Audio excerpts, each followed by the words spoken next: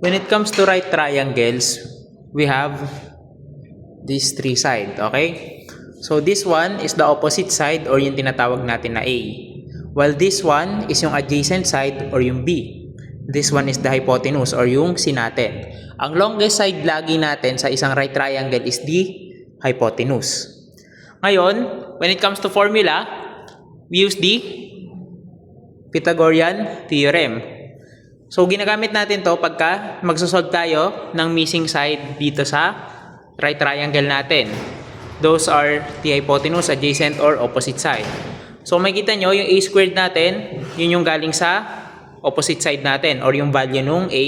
Tapos, i-raise natin siya sa 2 or may exponent siya na 2. And then, yung b squared galing sa adjacent side.